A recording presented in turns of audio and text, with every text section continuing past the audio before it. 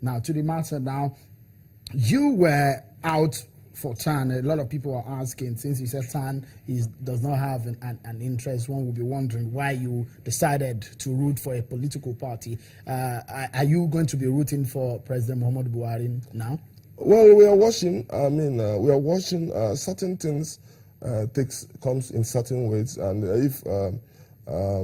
if we can be part of helping, because we all Nigerians were feeling the pains today. Look at the Naira position today, the economic position. Some of us have ideas on how we can bring this thing back. In America, America controls the institution. We know what they do. Some of them do to keep these things alive. Some of the people in position don't know what to do. So you could actually come out. There's so much monopolist that always goes around the presidency, and they put a lot of pains to Nigerians. And it is hard time Nigeria will stop listening to some of these monopolists and look at the ordinary people who has idea, who can give idea, who can generate idea, and say, put me to test. I mean, nobody knew what Ifeanyi could do in politics. But I campaigned vigorously in Anambra State. I am a businessman. I feel pain. I want to go and give value to governance in my state. So you can put the structure of TAN. I said something. So you can put tomorrow. We could see TAN behind President Buhari. Why not? Why not? Nobody. I own TAN and some key people. Nobody owns TAN. Nobody is dictating to us. We had issue-based politics for President Goodluck. We were not there for whatever. If he takes wrong decision, we tell people that this decision is wrong. But you can't argue when we said he did this to the dams, he transformed the agricultural sector, he did this transformation in dams, things that are visible, things that you see. And the Naira was stable.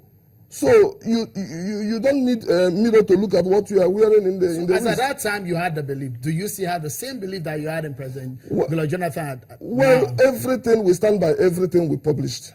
We were not involved in name dropping and all this. We were issue-based. We had issue-based politics. We had issue-based campaign. We mobilized people for him. Let me tell you, we mobilized close to 18 million people for him. Signature. It is sure. We went all around. I am also the deputy director, contact and mobilization of PDP. I have data of every PDP candidate. 20 top mobilizers of every PDP candidate. I have the data. I work also for PDP. You strategized for the PDP during the 2015 election. Yes, and then the party lost. Did you fail? The party will not win because of Ifeanyi. But in my own perspective area, in the entire Southeast, I mean, you can see the results were very clear. And you cannot. So you were responsible for Jonathan's vote in the Southeast? Definitely, I'm not going to hide from that. You cannot see any politician from the entire Southeast that does not have one thing to do with TAN or with my participation. So I'm a mobilizer. And that is my job, and I did my job professionally for tomorrow. And it was all TAN. There was no PDP in our logo. All right. Let me quickly take you to the issues of some controversy. The other time we called you on the telephone when Dr. Aluko was on the program about the issue of Ekiti Gate. And you told us that you didn't know, but this man insisted that you are the same person that he talked about some monies which exchange hands. Were you part of the Ekiti Gate? First, I correct you. I called the program. I called twice, not you calling me. I was in Ghana watching football when some friends called me, telling me, see what is happening within this program. And I promise you I'm coming. That's why I'm here today. I told you, whenever I come back to Nigeria, I will come to clear my name. I don't know this Aluku from anywhere. And you never contributed any money to Ekiti election? Hold on, he said that I gave $2 million in NNPC. How will Ayo Fayose come to NNPC without anybody knowing? How will somebody? So is that? I wouldn't even go to my house and call him to. I must give him the money with Aluku. The man is just a lost sheep. You know about the Ekiti Gate, do you? I don't even have any. You know the recording, the recording? I was never involved in Ekiti. I never visited Ekiti. I have only visited Ekiti once after his election. But did you contribute to the PDP? I would have loved to contribute to Ayo, but I didn't.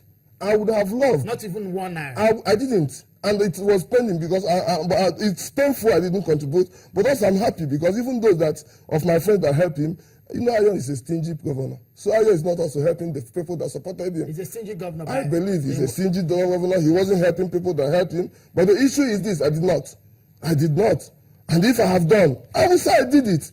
I don't need to hide it to Nigerians. Why do I have to? Why must everybody? Now, even those that are ruling us today, didn't people give them money? Don't we have, the vice president is my pastor. I have met the president after the election. Are you giving them any money? Did you give APC money? No, I didn't give APC money. I don't run money politics. I'm a mobilizer. It's either I give you my quota, in Lagos alone, TAN delivered 6 members of House of Rep. First time in 17 years. You funded them? Hold on. Did you fund those candidates? I helped them. I gave them materials. I campaigned for them. We campaigned vigorously for them. 8 House of Assembly. Are they causing trouble today in the House of Assembly? Some people might think just a moment. Hold on. Now, I'm giving you some of the things we did in Lagos. For 17 years in Lagos, a metropolitan, multi-ethnic city, and the APC could not give one single individual, let's just call it somebody from Southeast, Southwest, South, opportunity. Even though that they gave opportunity to contest in Lagos, they are not from Lagos. So we felt that, look, we must put up a fight. Do you understand me? You are happy with that? Oh, definitely. 6 House of Reps in 17 years, first time, 8 House of Assembly in Lagos alone. So are you going to say that we are failures? A lot of people will think that Ifeanyi is investing in politics because of what he will gain business-wise. As I'm still here, as I am here, it's not that I don't need money, but I'm contented. I have not collected anything outside my professional business. I have not enriched myself. I have not done one contract for any government, state, local government, federal government. I don't need it. So you've not benefited? I don't have one single waiver in the books of Ministry of Finance. I don't have anything anywhere. So I'm even free. I am the only one. There was a time I was accused. I am the only single Nigeria that had the gut to ask the Minister of Finance then, Okonjo-Iweala, to come to National Assembly. And I paid for live TV. And they said that I took subsidy of 11 states, that I'm a threat to national, even channels demonstrated me as oil thief without even seeking my own consent. And my daughter was asking me, Daddy, are you allowed to? You did it. Channel did it. Channel did it. I was there. They make stories. Channels will not do any story that is not confirmed. No. Channels will not do any story that is not confirmed. I am saying facts. I will not agree on that. Okay, let's leave that. But we'll go back to it. But let me finish what I'm saying. I had the gut to call federal government, same Jonathan government, say, let them come to the TV and show, and the man in charge was a renowned banker who was in charge of subsidy issue. I said, come and show one single line of corruption, of any indictment against Ifeanyi. It was in National Assembly that even government agencies were accusing federal government of being biased, of just trying to humiliate me because of politics. And I know what happened. And I was telling Nigerians then, from 2012 to date, what has happened? Has anything changed? I'm still Ifeanyi. All right, tell me. Just a moment. Tell me. So highly misunderstood. There's been a lot of issues about, as a businessman, you have your hands in the oil business and all of that. But there's been a lot of talk about the issue of devaluation of Naira. What are your thoughts about devaluation of Naira? Well, there is nothing wrong with Naira. Even as it's almost 400 Naira in fairness to $1. In fairness to President Buhari, there was nothing wrong with Naira. The problem we have is those managing our money. There is a lot. Yes, our media group is taking up a very serious investigation on so many banks, which will commence, I think, tomorrow. We don't need to get Nigeria Naira. Intervention must come at this point. There is no reason for this money to go beyond 200 Naira. And we can bring it back to 200 Naira. But if we allow some monopolists, we allow some bankers, we allow CBN staff, and so many of them to make this thing impossible for people, We look at the home mallards in the street. They are not the cause. Today they are not in the business. Why? What happened? Do you know how many British how many people that has been taking food has been taken out from their family because of this? If you say that the British are people cause, then where are you today? So it needs strategic management. It needs strategic professional management. How do you mean? It won't take me 1 month. If you give me part of that consultancy, Naira will come back to 200 Naira. If President Buhari should make a consultant, I can bet my life with it. Naira will come back to 200 Naira. How would you do it? It is something that, you know, that's why I said highly misunderstood, maybe sometimes controversial. So if you call me for that consultancy, I will put Naira back to 200 Naira. Nigerians want to know how you want Don't to worry, achieve that's that. my business. That's why business is secret. All right.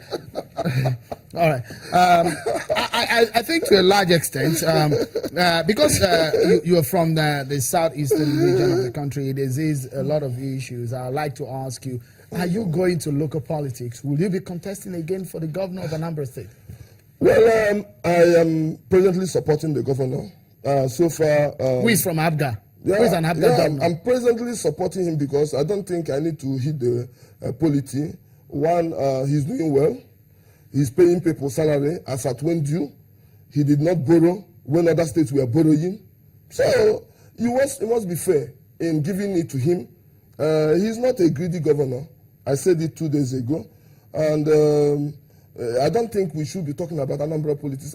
My coming into politics... It looks like your political belief is very unstable. You today you might be here tomorrow. You might be somewhere I am not the normal Nigerian politician. I am in this industry or in this business of politics to add value to Nigeria. That will be tomorrow. People will ask us questions. People today talk about Tafawa Balewa. People talk about Dasuki. You know, people talk about Jerry Lawrence. People talk about Julius Nyerere. We must emulate and then build a profile that at least people, generation yet to born must... Before I allow you go, Dr. Oba, tell me about this issue of Nnamdi Kanu and the protest on some protests that we have seen. What are your thoughts about it? Well, for me, I think it is up to the governors of the Southeast to address it. They must be bold and firm to address the issue of Nnamdi Kanu. I think if our people are agitating, there is a reason for the agitation. And they also, for us that voted Jonathan, there are issues. You know, Jonathan promised that he will respect the confab resolution, which would have given Igbos back one state, so that we can have the same equal states, apart from the northwest. We can have 6 states like other states in Nigeria. So that marginalization is something that is paining the youths of Southeast. And I also believe that, look at what he did,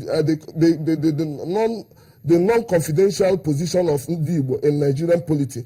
Jonathan gave us a chief of army staff. For the first time, we did not overthrow the government or we did not separate having a chief of army staff for Nigeria. He made the Enugu airport, international airport. Today, people fly out of Enugu airport. And then he gave Ojukwu befitting funeral. You know, he commenced the second River Niger. So our involvement in politics is touch us and we will respond. All right. We will respond. So what we want to do, what we are saying today, let the present government touch Igbo people. We will support them. We will respond to them. But our people are angry. And it must be addressed by the governors, not Ifeanyi. All right. Dr. Ifeanyi, a former candidate of the Labour Party during the governorship election in Anambra State, and of course the man who also said that he stood behind former President Goodluck Jonathan for the campaigns, although the party didn't make it through in that particular election. Many thanks for coming on the program. Thank you. We hope that, as you said, that you're a controversial man. Some other times controversy. Highly misunderstood. Sometimes controversial. Thank you so much for joining us. We're going to a break, and when we return, the crisis rocking the People's Democratic Party takes our attention. My next guest could also be controversial, but you need to hear him. Join us again.